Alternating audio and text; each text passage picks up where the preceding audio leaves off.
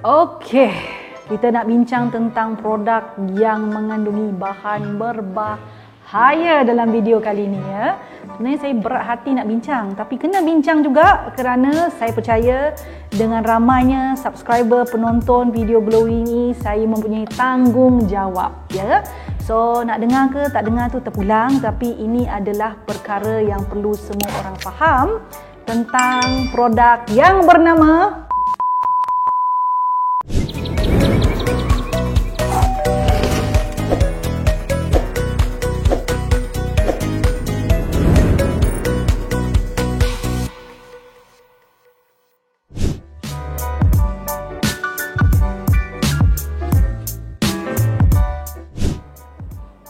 Baik, sebelum lebih panjang saya ceritakan tentang produk yang berbahaya ini kan, sebelum kita bincang, sebelum saya bagi pendapat saya, I want to let you know first tentang kulit. Baik, kena dengar, jangan skip bahagian ni, jangan skip.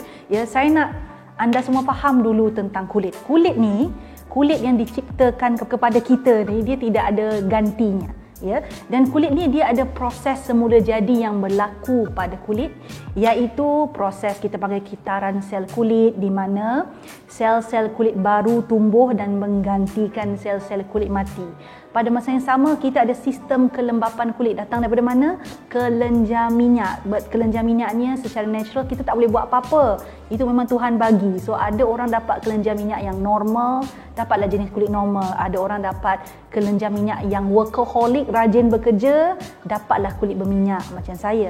Ada orang dapat kelenjar minyak yang suka relax ya, tak berapa nak aktif, dapatlah kulit kering. Pada masa yang sama juga, kita ni tiap hari mengalami penuaan. So our skin experience aging, itu memang tidak boleh dinafikan. Aging tu tak menjadi masalah. Yang menjadi benda yang kita tak suka adalah tua sebelum usia. Maksudnya, kalau kita umur 30, muka macam umur 30 is okay, ya. Jangan umur 30 muka macam 60. So something is not right there.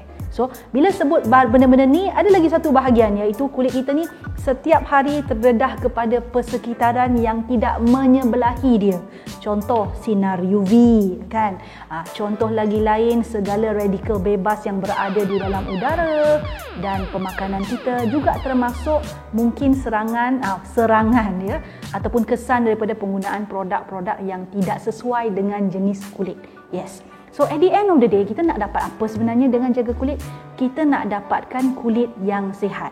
Kulit yang sihat tidak bermakna dia kena cerah. Okey? Tak bermakna kulit yang sihat itu muka jauh lebih putih daripada tapak tangan.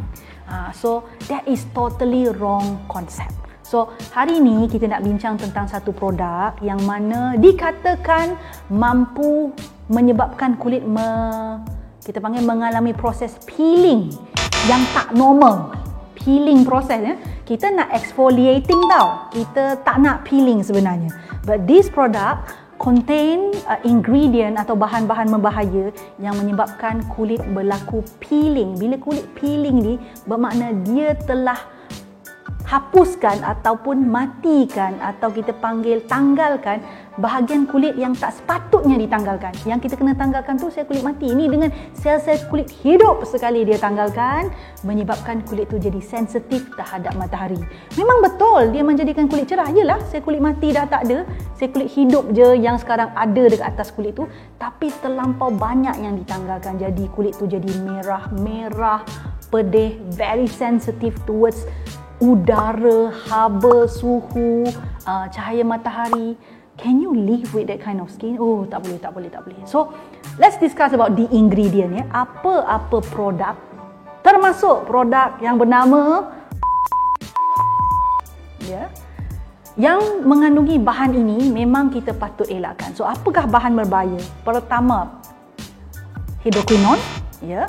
Kedua adalah tretinoin. Betul hidroquinone dan tretinoin. Dua bahan tu. Saya ni kalau dua bahan ni kan, kalau dengar je memang saya elakkan terus. Tak payah cakap banyak, elakkan terus. Tetapi ada orang dia nak cepat, dia nak cantik, dan definisi cantik tu terlampau sangat. Bagi saya lah terlampau sangat. Itu yang dia suka. So kita faham dulu apa yang dilakukan oleh dua benda ni. So hidroquinone ni apa yang dia buat adalah Hidroquinone ni apa yang dia buat adalah, pertama dia bleach the skin. bleach tau, bleach the skin, ya. Bila sebut bleach ni, lunturkan. Dia bukan tanggalkan sel kulit mati yang selalu saya bincangkan dalam video. Dia lunturkan kulit, menyebabkan berlaku hypersensitivity, iaitu kulit menjadi mudah rasa sensitif terhadap apa yang diterima, ya. Konon-konon dia orang kata kulit tu jadi putih kemerah-merahan, cantik gitu kan. Kulit apa tu, putih merah-merah, apa macam baby anak Siti Nurhaliza, macam tu lah kan. Tapi ini bukan, ya. Kemudian kulit tu boleh mengelupas, dan condition yang paling teruk bila menggunakan bahan berbahaya ini adalah bila mana berlaku satu keadaan di mana kulit tu boleh bertukar bila guna secara berlebihan hidroquinone tu tadi. Kulit boleh bertukar jadi macam biru gelap, biru kehitaman gitu. Kulit permukaan kulit tu, ya. So that is very scary, okay? Bila berlaku benda ni semua, macam mana nak replay balik? Cuba fikir, macam mana nak reverse balik? Tak boleh, sebab you are melakukan sesuatu yang against cara penjagaan kulit yang betul. So memang salah, ya. Another bahan yang perlu ditekankan yang tak bagus juga adalah tretinoin. Yeah, okay. It is a form of vitamin A sebenarnya. Dia adik-beradik lah, dia sejenis retinol, okay. Dia membantu mempercepatkan kitaran sel kulit, ya. Kalau tengok dia macam bagus kan. Tetapi kenapa tretinoin ni tak bagus adalah kerana dia tidak boleh digunakan tanpa preskripsi daripada doktor, tanpa doktor yang bagi arahan. Kenapa perlu arahan doktor? Sebab tretinoin ni ada kuantiti, ada dos, ada peratusan tertentu yang perlu diberikan oleh doktor berdasarkan analisis yang very intensif terhadap keadaan kulit. Kalau perlu, baru dia bagi. Kalau tak perlu, doktor tak bagi. Malahan bukan setakat ada dos, ada teknik penggunaan, ada kekerapan penggunaan yang hanya boleh dinasihatkan oleh doktor. Baik, mungkin ada yang bertanya, kenapa produk yang bahaya ni, ada bahan-bahan yang tak bagus ni, boleh ada kelulusan KKM. Ini masalah pemahaman ni. Itu bukan kelulusan, ya. Itu adalah pendaftaran. Notifikasi ni, dia adalah satu bentuk pendaftaran yang mana perlu didapati oleh mereka yang mengimport, menghasilkan, menjual, mengedar sebelum dia buat kerja-kerja memastikan produk tu sampai pada pengguna. So, dia kena dapat NOT. Mendapat NOT, NOT itu is not a proof that the product is safe, ya. Malahan sebenarnya bagusnya adalah ia boleh menunjukkan dia di bawah pengawalan pihak NPRA sebenarnya. So walaupun produk tu didaftarkan, at any time produk tu sebenarnya kalau dia dah dapat aduan atau berdasarkan mereka punya pemantauan produk tu ada bahan berbahaya, at any time dia boleh tarik balik. Contoh macam ni lah, contoh analogi. So kita daftarkan anak pergi sekolah. Daftarkan anak pergi sekolah, belum tentu daftarlah, letak nama dulu, daftar dulu, okey dapatlah, okey nama anda telah didaftarkan, tetapi belum tentu dapat masuk sekolah. Kalau dah masuk sekolah pun, kalau buat hal, boleh kena buang sekolah. Itu maksudnya. Nak bagi analogi sekolah dah tutup kan. Baik, kita bincang apa perlu dibuat pula. Kalau kita dah terpakai produk yang berbahaya ini, yang ada tretinoin, yang ada hidroquinone ni, nak buat apa pula sebenarnya?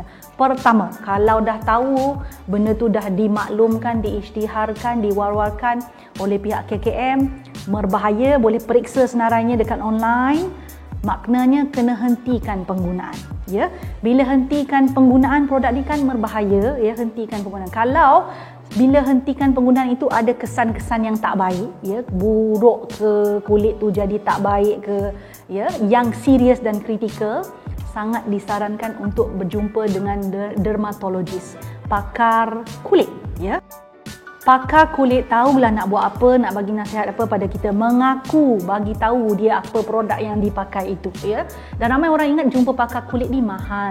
Janganlah pergi pakar kulit yang swasta, pakar kulit yang kerajaan kan ada banyak je. So dapatkan senarai kat mana boleh jumpa dermatologis dekat hospital-hospital kerajaan. Ingat hospital swasta je ataupun klinik swasta je ke ada pakar kulit? Tak, ya. Tapi tak dilaranglah kalau nak jumpa dekat swasta tu. Okey, kemudian proses seterusnya adalah, ya, proses melupakan produk itu. Ramai orang dia tak boleh lupa, lepas tu dia pakai balik. Dah bagi tahu ada benda bahaya, dia pakai balik. Dia macam ni, dia macam menzolimi diri sendiri, tahu tak? Berdosa besar, faham?